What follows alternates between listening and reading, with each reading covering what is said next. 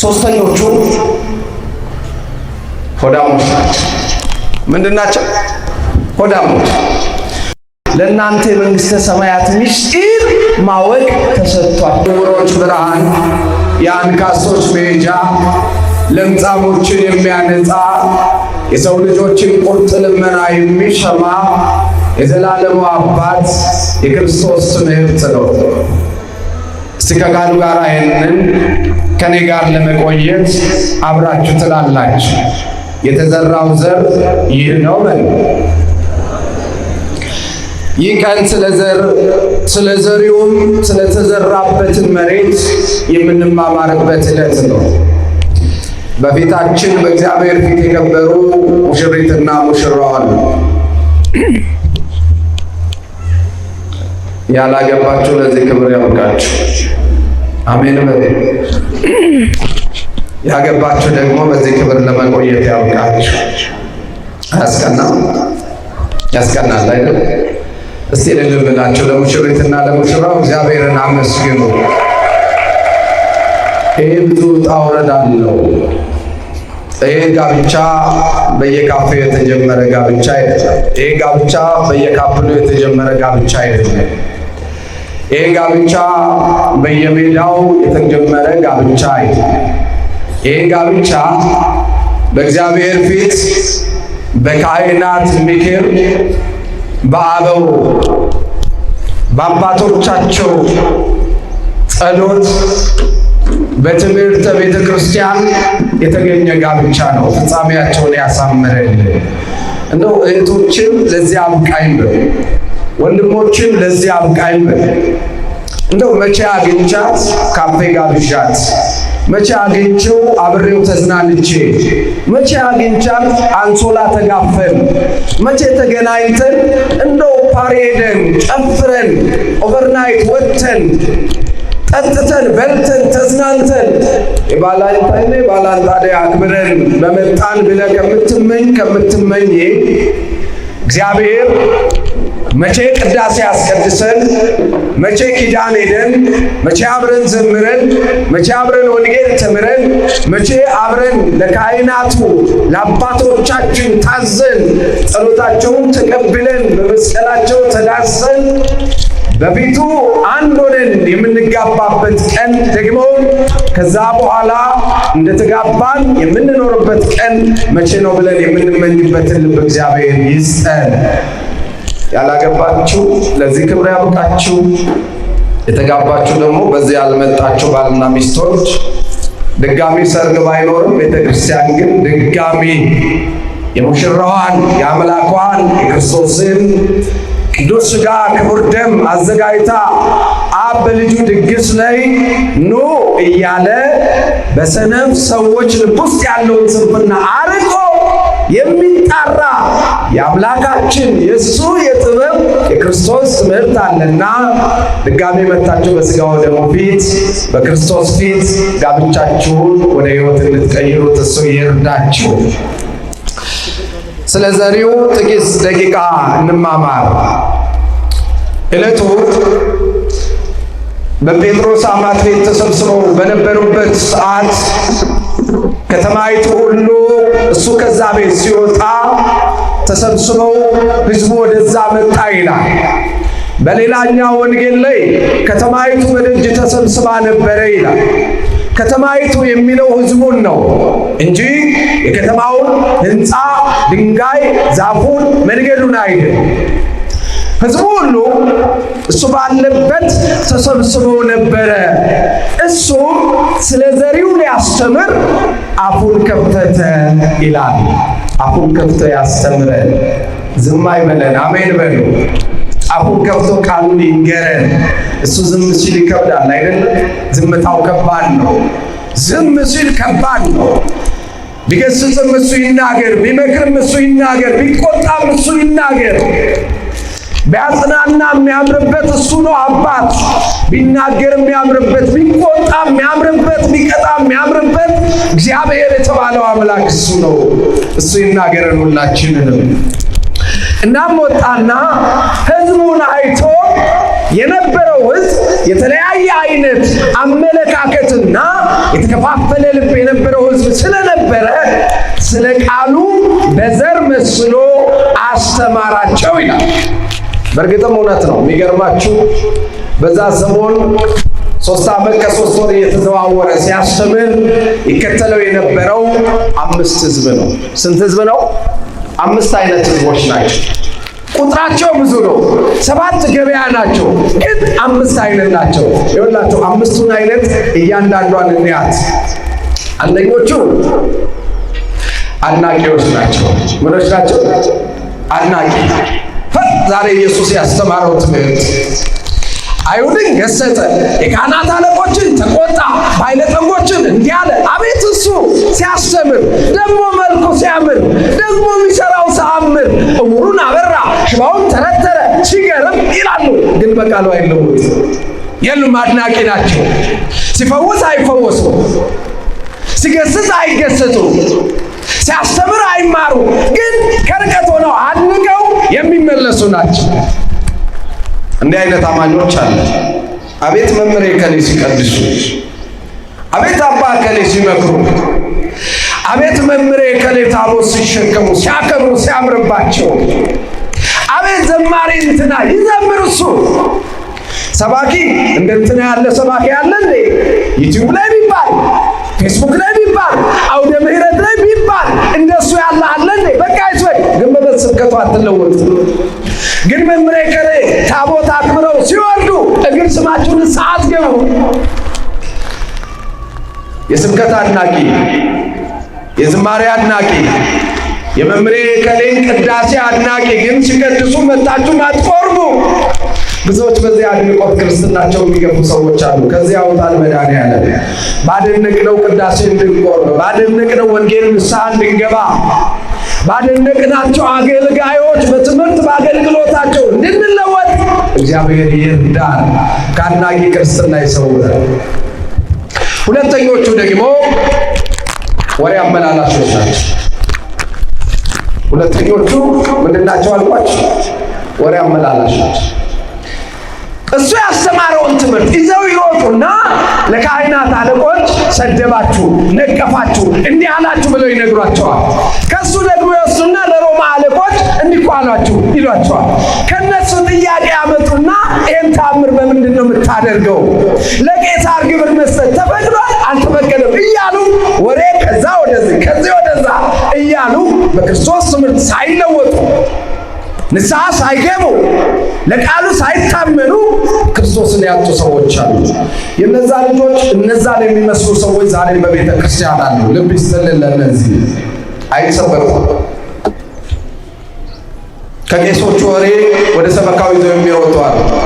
ከሰበካ ወሬ ወደ ስብከተ ወንጌሉ፣ ከስብከተ ወንጌሉ ወደ ሰንበት ትምህርት ቤቱ፣ ከሰንበት ትምህርት ቤቱ ወደ ህዝቡ፣ ከህዝቡ ወደ ልማት ኮሚቴው ወሬ በማመላለስ ብቻ ቤተክርስቲያን ጠብ፣ ግርግር በመፍጠር የሚኖሩ የማይለወጡ ከዳር ቆመው ግርግሩ ጸቡ ሲነድ አላልኩም ይላሉ። አፋቸውን ተሸፋፍነው ብዬ እኮ ነበር። ይሁን ካህናቱን የሚያባል፣ ዲያቆናቱን የሚያባል፣ ሊቃውንቱን የሚያባል፣ ሰበካውን ከአለቃው፣ አለቃውን ከህዝቡ፣ ህዝቡን ከሰንበት ትምህርት ቤቱ፣ ሰንበት ትምህርት ቤቱን ከስብከተ ወንጌሉ ጋር እንዳይስማማ አድርገው የሚያበጣብጡ የሰይጣን ፈረሶች አሉ።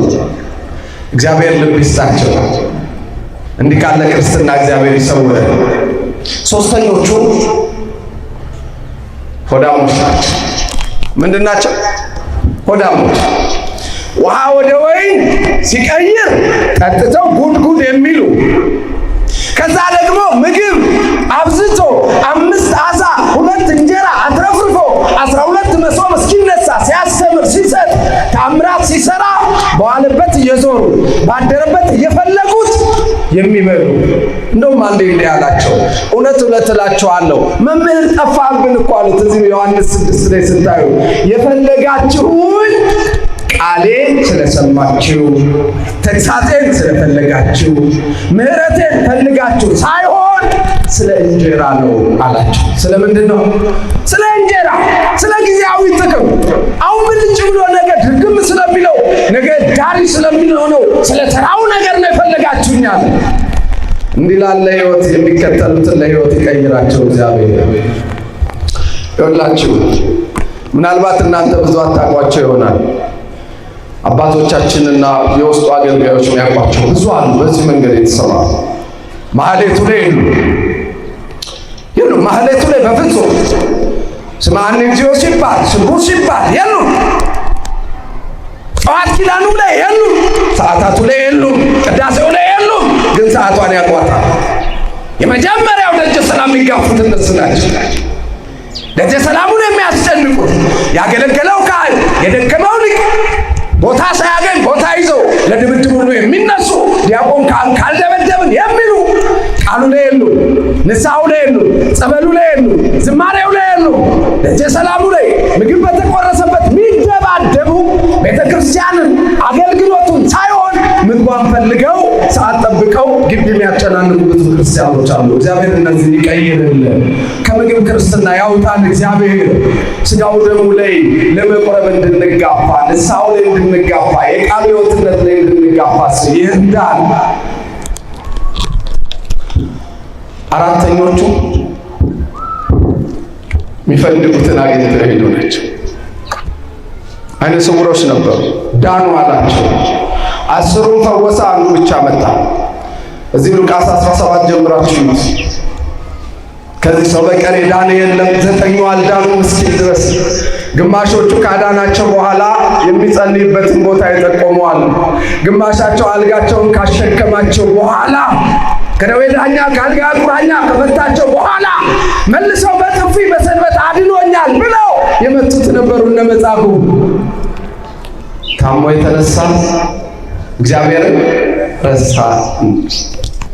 ይሄን ቃል ዳዊት አስቀድሞ ምንድነው የሚል ያዳናቸውን እግዚአብሔርን ረሱት ይላል። መዝሙር 104 ቁጥር 15 ላይ ያዳነንን ከመስራት እሱ ይሰውረን አሉ ብዙ ሰዎች። ብዙዎቻችን አለ ኪዳን ቄሱ ሳይከፍት ተረኛው ሳይከፍት ዲያቆኑ ሳይገባ ጧፉን ሳያበራ ሻማውን ሳይለኩስ ቀድመን ምንገኝ ማታ ዘበኛ ውጣ እንጂ ምን ትሰራለህ በዚህ ሰዓት ካህን ነው የሚቆየው ተብለን ተገፍተን የወጣን ቀን ሙሉ እዚህ ስናለቅስ የዋልን በየጸበሉ በየእምነቱ በየቦታው የተንከራተት ግን እግዚአብሔር እንባችንን አብሶ ታሪካችንን ቀልብሶ ሸክማችንን አውርዶ ህመማችንን ከፈወሰን በኋላ ከቤቱ ጥርግ ብለን ይቀራል የሉ ያዳናቸውን እግዚአብሔርን የረሱ ትላንት ከኪዳኑ ቀድመው የነበሩ ዛሬ ለኪዳን ቢዚ የሆኑ ትላንት ቅዳሴው ላይ በአንድ እግራቸው ቆሞ ለማስቀደስ የዳዳቸው ዛሬ ቅዳሴ ሲሰሙ እንኳን ዞረው ለመሳለም ለማስቀደስ ጊዜ አጡ። በየፊልሙና በየኳስ ሜዳው ላይ በየኳስ ቤቱና በየድራፍቱ ላይ ጊዜያቸው ያባከኑ ትላንት ዓለም ስታስለቅሳቸው እንባቸውን አብሶ አዝኖ ያዳናቸውን እግዚአብሔርን ረስተው ትላንት ወድቀው ተሰብረው እዚህ ሲያለቅሱ አይዞ ልጄ ብላ ነፃ ያወጣቻቸውን የእናታቸውን ጸሎት የመብርሃንን ኪዳን ረስተው ዛሬ ካስለቀሳቸው ዓለም ጋር የሚጮሁ ለችግራችን ብቻ ሲጎልብን ብቻ ስናጣ ብቻ ያውም ለስጋዊ ነገር ብቻ የምንፈልገው እንዲህ ካለ ሕይወት እግዚአብሔር ይቀይረን። የአብዛኛው ኦርቶዶክሳውያን ሕይወታችን ይሄ ነው። ገዳም የምንጓዘው በየቦታው አሁን ገዳም ጠፍቶ የሆነ ማስታወቂያ ሲለጠፍ እንትን ገዳም ተአምር ይደረጋል ከተባለ ደብረ ሊባኖስ ለቅሶ ነው። ደብረ ሊባኖስ እንዴት የለም ተአምር አለ የተባለበት ሕይወት ብዙ የሆነች ቦታ ተጽፋ ተአምር አለ ከተባለ ዝቋላ የለ፣ ሸንኮራ ዮሐንስ የለ፣ መድረከም የለ፣ ወደዚህ ብቻ የሚሮጥ ገዳም ላይ ወረተኛ የሆነ ትውልድ ከዳንም ካገኘም በኋላ ደግሞ እርግፍ አድርጎ ቤተክርስቲያንም ገዳሙንም ረስቶት ዓለም ውስጥ የሚጨፍር ትውልድ እግዚአብሔር ካለ ስራት ይታል። አምስተኞቹ ግን ቃሉን የሰሙና የተቀየሩ ናቸው። ከነዚህ ደግሞ እነዚህ ናቸው ተሰብስበው በደጅ በመጡ ጊዜ ያውን ያለውን የቅዱስ ቃሉን ትምህርት እንዲህ አላቸው። ዘሪ ሊዘራ ወጣ፣ አንዱ በሜዳ መንገድ ላይ ወደቀ፣ ወፎችም ለቀሙት። እንደው በደንብ ስሟት፣ 5 ደቂቃ ብንቆይ ነው። መንገድ ላይ ወደቀ፣ ምኖች ለቀሙት? ወፎች ለቀሙት። ሁለተኛው አላቸው ጭንጫ ድንጋያማ አለታማ ብዙ አፈር በሌለው ቦታ ላይ ወደቀ። ስር ስላልነበረው ደረቀ፣ በደንብ ስላልያዘ። ሶስተኛው በጭንጫና በእሾክ መካከል ወደቀ፣ አደገ፣ እሾኩን አነቀው፣ ፍሬ ማፍራት አልቻለም። አራተኛው ግን በመልካም መሬት ላይ ወደቀ። መልካም መሬት ያድርገን መድኃኔዓለም። ስለ አንዱ ፈንታ 30 60 100 ያማረ ፍሬ አፈራ። ደቀ መዛሙርት ጠጋሉና እነ ጴጥሮስ ጌታ ሆይ ለምንድነው በምሳሌ የምትናገረው? ለምንድነው በግልጽ የማትነግረው አሉ። ለእናንተ የመንግሥተ ሰማያት ምስጢር ማወቅ ተሰጥቷችኋል፣ ለነሱ ግን አልተሰጠም አለ። እውነት ነው። የመቅደሱ ምስጢር ለካህናት ነው። የቃሉ ምስጢር ለሊቃውንት ነው። የተሰጠው ለተሰጠው ነው። ካልተሰጠን አልተሰጠን። መጋፋት አንችልም። እሱ ለወደደው ይሰጣል፣ ምስጢሩን ለወደደው ይገልጣል። ናም እንዲህ አለ፣ አሁን ስሙ፣ የዘሪው ምሳሌ ይሄ ነው አላቸው። በመንገድ ዳር የወደቀው ሲያልፉ ሲያገድሙ ቃሉን በስሜት ይሰሙታል፣ ወዲያው ስለማያስተውሉ ሰይጣን ከልባቸው ይወስደዋል። እውነት ነው ውሸት ነው? እውነት ነው ውሸት ነው? አሁን ደረታቸው የሚደርቁ ሰዎች አሉ። መንገደኞች ለቀብር መጥተው ወንጌል የሚሰሙ ወይ ሰርግ ነው ወይ የሆነ ግርግር ነው ወይ የሆነ ጉዳይ ነው ወይ ንግስ ነው። የዛለት መጥተው መንገደኞች ናቸው እነሱ። ወይ ሲያልፉ ቆመው ሲሳለሙ ነው የሚሰማል። እንደውም በዚህ ሲያልፉ ዛሬ ምንድነው ሰው በዛ ኪዳነ ምህረት ይላል። ምንድነው ሰው በሷል ንግስ እኮ ነው ረሳው ሲባሉ አይኔንም የሚሉ ክርስቲያኖች አሉ። ቀኑን እንኳን የረሱ ግን ጥቂት ሲሰሙ ለቀብር መጥተው ለንግስ መጥተው ለተለያየ ጉዳይ መጥተው ቃሉን ሲሰሙ በስሜት እልል የሚሉ በስሜት ልባቸው ቢነካ ገናችን ቅጥረ ቤተ ክርስቲያን ወጥተው ሲሄዱ የሚረሱት ምነው ከቤተ ክርስቲያን መጥተህ ትጣላለህ ስትሏቸው አይኔ የሚሉ ጠላት ሰይጣን ከልባቸው ወስዶ ጠላት ሰይጣን ከመንገደኛ ልባቸው ላይ ለቅሞ የወሰደባቸው እንዲህ ካለ መከራ እግዚአብሔር ይሰውራችሁ። ይሄ አንተም አለህበት አንቺም እኔም አለሁበት። እንሰማዋለን።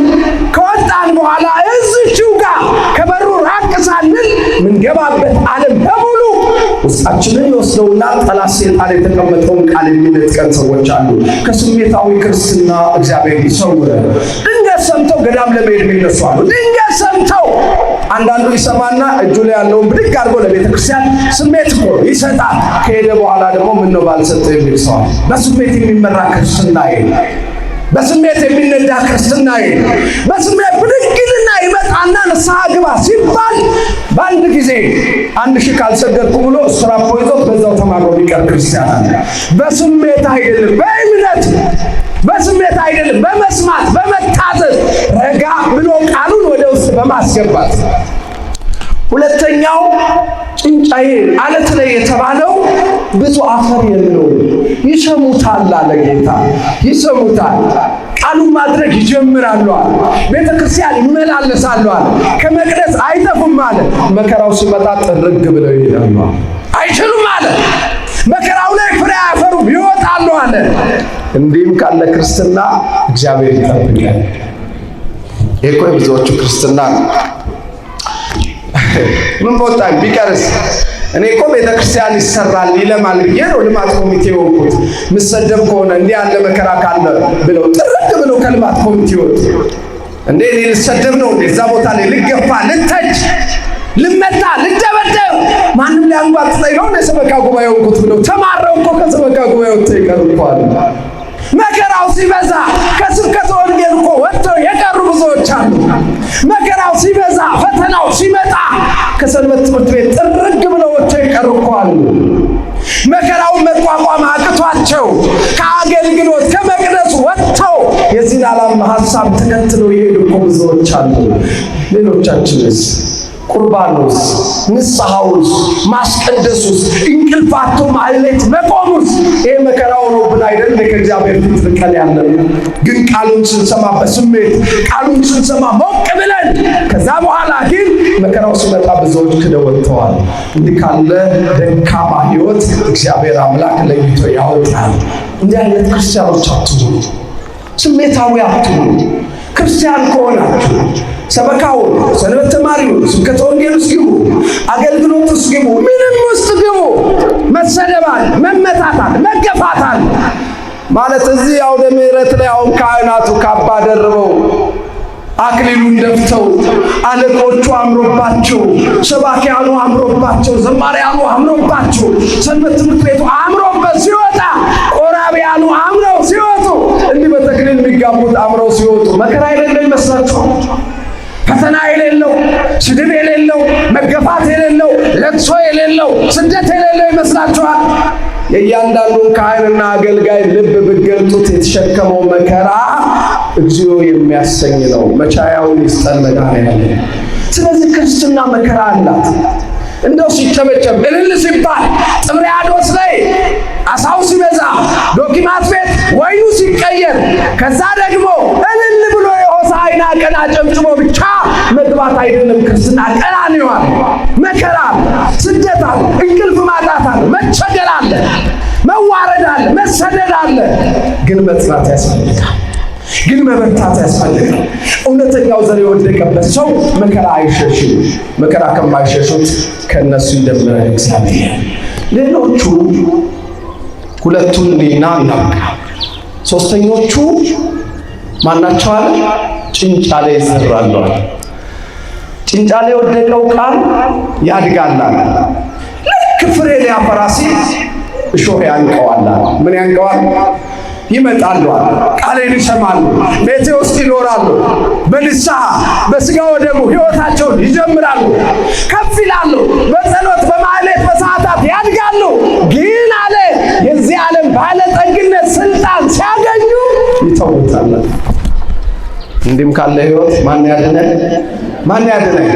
ትላንት እዚህ ጋር ቁጭ ብለው የተማሩ፣ ትላንት ቤተክርስቲያን አፈሯ እምነት መሆኑን ያመኑ፣ ዛሬ ግን ባለ ሀብት ስለሆኑ እንኳን ቁጭ ብለው አፈር ላይ ሊማሩ ይቅርና ጎንበስ ብለው ከሰገዱ የቻይናና የቱርክ ሱሪያቸው የሚቆሽሽባቸው የሚመስላቸው፣ ትላንትና ተደፍተው ቀና ደፋ ብለው ለእግዚአብሔር የተገዙ ከመቅደሱ ያልተለዩ፣ ዛሬ ግን እግዚአብሔር በብዙ ሀብት ሲባርካቸው ከመኪናቸው እንኳን ወርደው ለማስቀደስ ይቅርና ለመሳለም ጊዜ አጡ። ትላንት እግዚአብሔር እያለቀሱ በነበረ ጊዜ እንባቸውን አብሶ በሕይወት ያቆማቸው፣ ዛሬ ኑሮ ተሳክቶ፣ ዛሬ እግዚአብሔር ቀን አውጥቶላቸው ከፍ ሲያደርጋቸው፣ ስልጣን ሲይዙ፣ ወንበር ሲይዙ ቤተክርስቲያንን የረሷት ባለጠግነት፣ ባለሀብትነት፣ ባለስልጣንነት፣ ትልቅ ደረጃ መድረስ፣ ተሽከርካሪ ወንበር ላይ መቀመጥ እግዚአብሔርን ያስረሳቸው። ይሄ መጥቶ ያነቃቸው ብዙዎች ናቸው። እግዚአብሔር ካለ ስራት እነሱንም ይፍታ፣ እኛንም በዚህ ስራት እንዳንያዝ ይርዳ። ክርስትና በስልጣን አይቀየርም። ክርስትና በሀብት አይቀየርም። እግዚአብሔርን ያመለክ ነው ድሃ ስለሆነ ነው ወይ? እግዚአብሔርን እኮ ድሃ ስለሆነ አይደለም ያመለክነው። እግዚአብሔርን ያመለክነው አምላካችን ስለሆነ፣ አዳኛችን ስለሆነ፣ ውለታው ስላለብን፣ ከሱ ውጭ የምናውቀው አባትም አምላክም መሄጃም ስለሌለን እንጂ ድሃ ስለሆነ አይደለም። ስለዚህ በሀብታችሁ ብዛት ጸሎት ያቆማችሁ፣ ስልጣን ስትይዙ የኮራችሁ፣ ጥቂት ገንዘብ ስታገኙ ስግደት ያቆማችሁ፣ ቅዳሴ የተዋችሁ፣ ከንስሐው ከሥጋው ደግሞ የራቃችሁ፣ ለእግዚአብሔር አገልግሎት ቢዚ የሆናችሁ ልባችሁን ይመልስላችሁ። እኛም በዚህ ወጥመድ እንዳንወድቅ እግዚአብሔር ይርዳል። የመጨረሻዎቹ አለ የመጨረሻዎቹ መልካም መሬት ላይ የወደቀ ዘር ነው። እነሱም ስለ አንዱ ፈንታ 30 60 100 ከአንደኛው ይደምረን። አሜን በሉ። በቅንነት የሚሰው ይቅር በሉ ሲባሉ ይቅር የሚሉ፣ ታረቁ ሲባሉ የሚታረቁ፣ መጽውቱ ሲባሉ የሚመጸውቱ፣ አስራት በኩራት አውጡ ሲባሉ የእግዚአብሔርን አስራት በኩራት በቤታቸው ሰርቀው ያስቀሩ። ሀብቱ ቢመጣ፣ ስልጣን ቢመጣ፣ ዝና ቢመጣ፣ እውቅና ቢመጣ፣ ክብር ቢበዛ፣ ዓለም የምታንቆለጳጵሳቸው ከቅዳሴው፣ ከማህሌቱ፣ ከአገልግሎቱ፣ ከስግደቱ፣ ከመታዘዙ፣ ለእግዚአብሔር ከመንበርከክ ያልተለዩ ጣዕመ ዓለም ጣዕመ ኪዳነ ምሕረትን ያልወሰደባቸው፣ ጣዕመ የሆኑት ጣዕመ ጾሙን ያላስጣላቸው የዚህ ዓለም ጊዜያዊ ጣዕመ ስካር ከጸበሉ ያለያቸው የዚህ ዓለም ተራው ጣዕመ ዘፈን ሙዚቃው ጭፈራው ከዝማሬው ከማህሌቱ ያለያቸው የዚህ ዓለም ሰይፉ ማስፈራራቱ እልው ትገደላለህ፣ ከስራ ትባረራለህ፣ ትነጠቃለህ መባሉ ከክርስትናው ከቁርባኑ ከሃይማኖቴ አይበልጥም ብለው አንገታቸውን ለሰይፍ ደረታቸውን ለጥይት እስኪሰጡ የሰሙት የተለወጡ የጸኑ አሉ። ከነዚህ ጀምረን እግዚአብሔር ፈተና ሲመጣ ከቤተ ክርስቲያን መራቅ፣ መከራ ሲመጣ ከቤተ ክርስቲያን መራቅ፣ የግል ሕይወታችን ውስጥ መከራ ሲመጣ፣ ትዳራችን ውስጥ፣ ስራችን ላይ፣ ጤናችን ላይ ችግር ሲመጣ እግዚአብሔርን አማሮ መፍትሄውን ጠንቋይ ቤት፣ ሟርተኛ ቤት፣ ሰዎች መሃል ፈልጎ ስለ ገንዘብ፣ ስለ ሀብት፣ ስለ ተራ ነገር ከእግዚአብሔር ርቆ ከመሄድ እግዚአብሔር ይጠብቀን። ስለ ቃሉ መከራም ቢመጣ መሰደብም ቢመጣ መገፋትም ቢመጣ መተቸትም ቢመጣ መታመም ቢመጣ ምን ያድገን ፍቅሮ ለክርስቶስ ማን ነው ከሱ ፍቅር የሚለየን ብለን 30 60 መቶ ፍሬ እንዳፈሩት አባቶቻችን ዛሬም በዛ መንገድ ጸንተው እኛ ማናቃቸው እሱ ስለሚያውቃቸው ክርስቲያኑ ልክ እንደነሱ በቤቱ እንድንቆይ እግዚአብሔር ይርዳል። 30 60 ይኸውላችሁ ሲሰሙ እንደዚህ በቁርባን በተክሊል ትጋባላችሁ። 30 60 ሲሰሙ ያኔ እዚች አውደ ምሕረት ላይ ስለ ሃይማኖት አንገቴ ቆረጥ ብላችሁ እንደመጣችሁ ዋጋ ትከፍላላችሁ። ሲሰሙ ዓለም ውስጥ ያለው ነገር ሳይጎትታችሁ መቅደስ ውስጥ ያለው እውነት ስቧችሁ በሕይወት ለመኖር በእግዚአብሔር ፊት እንደ ያዕቆብ ስትታገሉ በጾም በጸሎት ትኖራላችሁ። ከነዚህ እንደዚህ አጽንቶ ያቆየን ያስተማረን የመከረን የዘላለም አምላክ በፊቱ ከበረቱት በፍሬ ከቆዩት ይጀምረን ይቆያል።